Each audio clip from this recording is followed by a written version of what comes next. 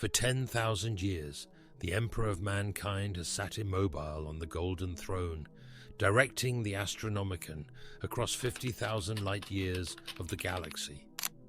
10,000 psykers burn their lives away daily to fuel the beacon, channeling their souls into a single point of light in the warp.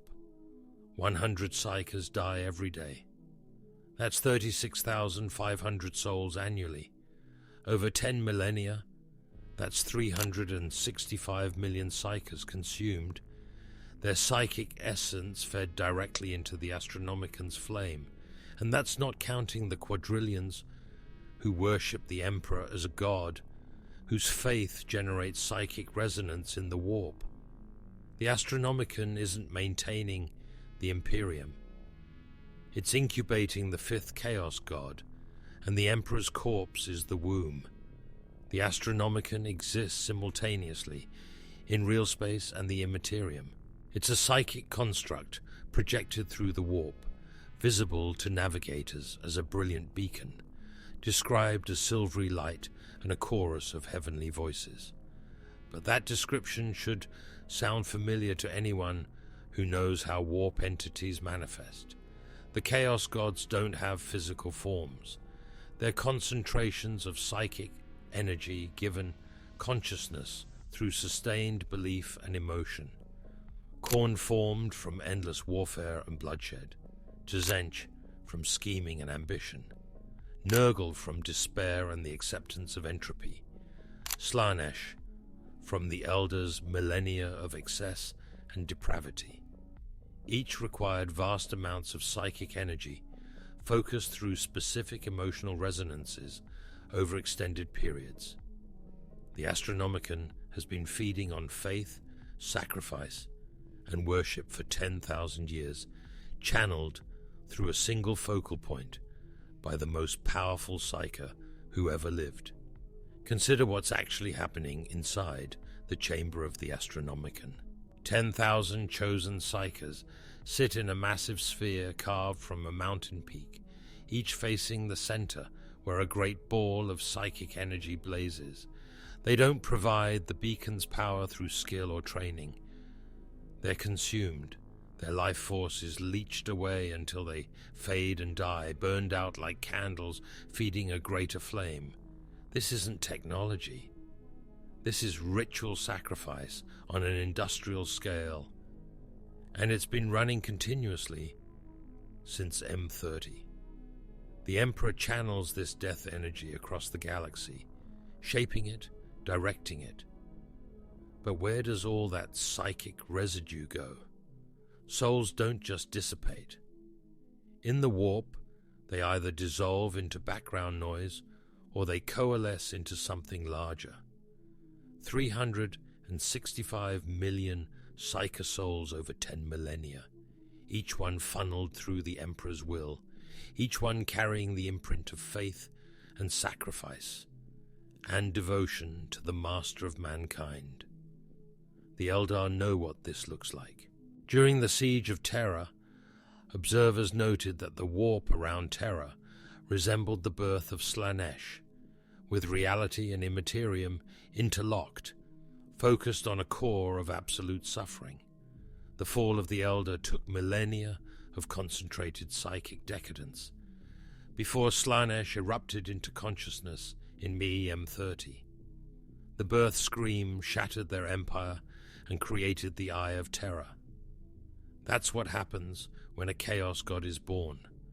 Massive psychic accumulation, focused emotional resonance, and then catastrophic manifestation.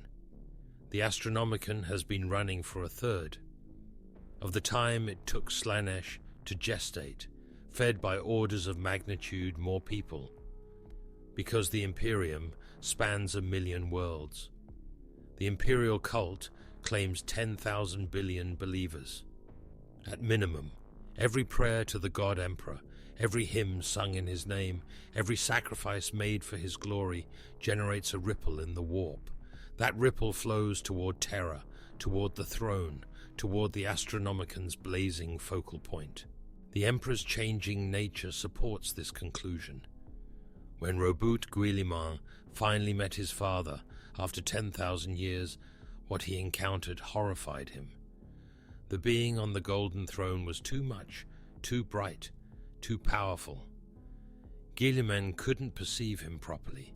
He saw 100 different impressions, all false, all true. He couldn't remember what the Emperor looked like before. And Guilliman forgets nothing. That's not decay, that's metamorphosis. The Emperor isn't dying. He's transforming into something that can't be contained in a single, coherent form anymore. Something that exists across multiple, simultaneous states.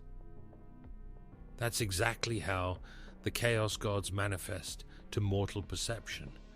When the Emperor spoke to Guilliman, he called him Savior, Hope, and Failure in the same breath. Multiple voices, multiple aspects. The Emperor isn't a man anymore, even a perpetual one. He's becoming something vast and terrible and divine. What would a Chaos God born from the Emperor actually be? The other Chaos Gods embody specific emotions. Horn is rage and bloodlust. Tzeentch is ambition and change. Nurgle is despair and entropy. Slaanesh is excess and sensation. But the Emperor isn't defined by a single emotion. He's defined by humanity's collective faith, by sacrifice, by the absolute conviction that he will protect his people, by hope maintained through 10,000 years of grinding horror, by the stubborn refusal to surrender even when extinction looms. That's a fundamentally different kind of psychic resonance. Not chaos in the traditional sense, order, unity. The absolute certainty of purpose. A god born from the Astronomican wouldn't be the fifth chaos god in the same way the others are. It would be their antithesis, a chaos god of order, fueled by faith rather than emotion, by sacrifice rather than indulgence. And it would be utterly, catastrophically powerful. Think about what happens when this gestation completes. Slaanesh's birth destroyed the Elder Empire instantly. The psychic shockwave killed trillions and turned the galactic core into a permanent wound in reality. The Eye of Terror is what's left when a chaos god tears itself free from the warp into consciousness. Now imagine something similar happening at Terra. Except Terra is far more important to the galaxy's infrastructure than the Elder core worlds ever were.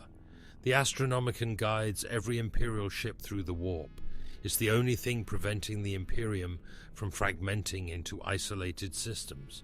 If the Emperor's apotheosis causes even a brief disruption, every vessel in the warp when it happens will be lost. Every navigator will be blinded. The Imperium's logistics network will collapse instantly.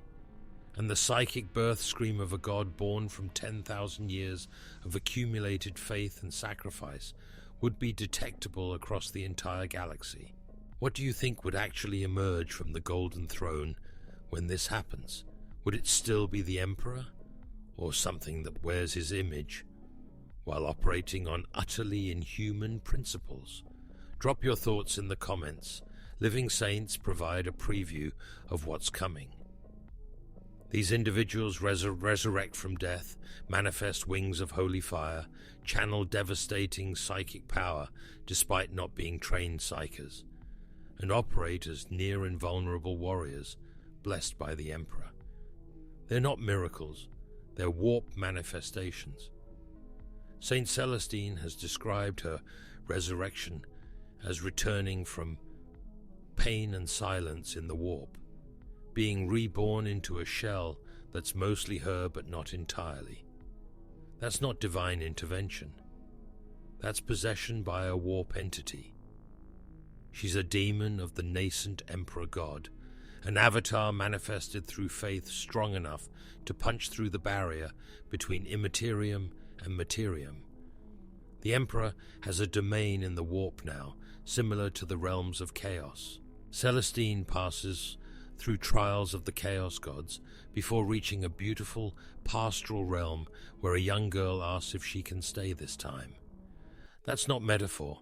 That's an actual location in the Immaterium, a space carved out by accumulated belief, a pre-manifestation of what the Emperor is becoming. The Legion of the Damned fits the same pattern.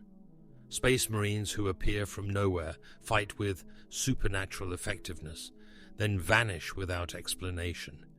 They're described as burning with ghostly fire, impervious to harm, and utterly silent. They're not survivors of some lost chapter. They're warp constructs, lesser manifestations of the Emperor God's will, summoned by desperate faith in humanity's darkest moments. The fact that the Imperium sees these entities as miraculous rather than demonic is precisely the point. The Emperor God won't manifest as tentacles and corruption, like the Chaos Gods. It will manifest as salvation, as divine intervention, as the God Emperor's angels, delivering humanity from darkness. It will be beautiful and terrible, and absolutely alien to what the Emperor was as a man. The Great Rift's opening accelerated everything. When the Cicatrix Maledictum tore the galaxy in half, it dramatically increased the flow of warp energy into real space. Every psyker in the Imperium suddenly became more powerful, but the Emperor became more active too. He can project his power into the Immaterium now, in ways he couldn't before. He saved Guilliman from Mortarion by manifesting his will, directly in Nurgle's garden, burning the Plague God's realm with stolen chaos fire. That shouldn't be possible for a corpse strapped to a failing throne. It's possible because the Emperor isn't just a corpse anymore. He's something that exists primarily in the warp now, with his physical form serving as an anchor point. The Golden Throne isn't keeping him alive. It's keeping him connected to reality. And the Mechanicus keeps reporting that the throne is failing, degrading despite every effort to maintain it. Not because the technology is breaking down, because the entity powering it is outgrowing the need for a physical vessel. The Emperor's plan may have always included this outcome. He visited Molech during the dark age of technology and entered a warp gate leading to the realm of chaos. He emerged with power stolen from the Chaos Gods, power he used to create the Primarchs. The Chaos Gods call him the Anathema, the metaphysical opposition to chaos. But what if the Emperor knew exactly what would happen when he sat on the throne? What if the Astronomican was never just a navigation beacon? He built it before the Great Crusade, before the heresy, before any of the galaxy's current crises. He constructed the single largest psychic apparatus in human history and positioned it to channel the faith and sacrifice of an entire species through his consciousness for thousands of years. That's not infrastructure, that's an apotheosis engine. The Emperor may have been planning his transformation into a god since before he even revealed himself to humanity. During the final battle with Horus, aboard the Vengeful Spirit, the Emperor drank from the warp on an unprecedented scale. He pulled so much power that he was on the verge of becoming the Dark King, a chaos god born from tyranny and dominance. Oleanius' person convinced him to shed that power, to give up the certainty of victory in exchange for remaining himself. The Emperor let it go. But Malcador noted that when the Emperor cast aside the Dark King's mantle, he separated himself from the last portion of his soul containing compassion. The Emperor who sat on the Golden Throne was already less human than the one who fought the Crusade. He was already transforming. The throne didn't halt that transformation. It channeled it. It gave the metamorphosis direction and purpose. Instead of becoming the Dark King, through conquest and will, he would become the God Emperor through faith and sacrifice. Different method, same result. The Astronomican is bright enough to attract the Tyranids. The Pharaoh's device activation during the heresy sent a pulse that drew Hive Fleet Behemoth toward Imperial space. The Tyranids recognized that energy signature because it was Necron technology, but they're also drawn to the Astronomican itself. It's described as drawing them like moths to a flame, inexorably pulling the Hive fleets toward Terra. That's not because they're seeking biomass. Terra is one planet. The galaxy has billions of worlds with equivalent or greater populations. The Tyranids are drawn to the Astronomican because they recognize what it is. They've encountered this phenomenon before, in other galaxies, on their long journey through the void. They know what happens when a psychic species concentrates enough belief into a single point.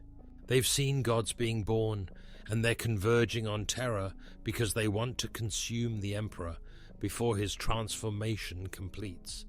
Chaos fears this too, but they can't stop it. The Chaos gods would rather the Emperor die than complete his apotheosis, but they can't kill him without triggering exactly what they're trying to prevent.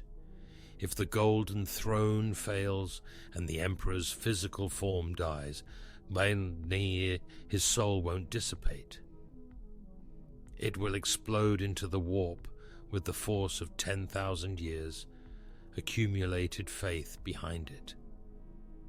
Every prayer, every sacrifice, every psyker burned in his name will crystallize into consciousness in an instant. The birth of the God Emperor will make Slanesh's emergence look restrained by comparison. And unlike the other Chaos gods, who embody single aspects of emotion, this new entity will embody humanity's collective will to survive. It will be immune to the weaknesses that make the Chaos gods predictable. It won't be bound by the same limitations because it won't be born from emotion. It will be born from faith, which is something altogether different in the warp.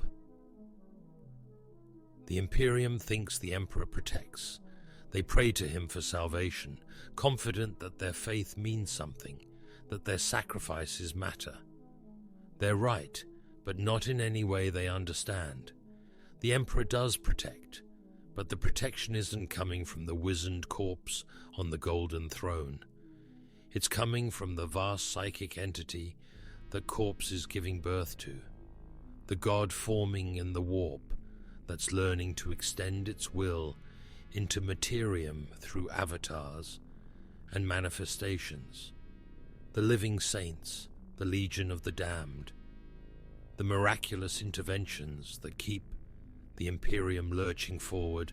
Those aren't the Emperor's last gasps, they're contractions, signs that the gestation is reaching completion.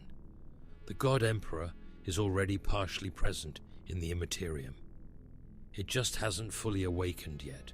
When it does, Terra will burn, not from destruction, from transfiguration.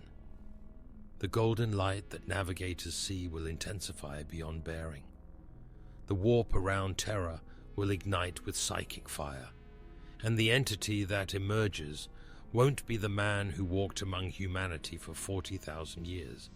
It will be something that remembers being that man, that contains his essence and purpose, but operates on a scale and with motivations that are fundamentally post-human.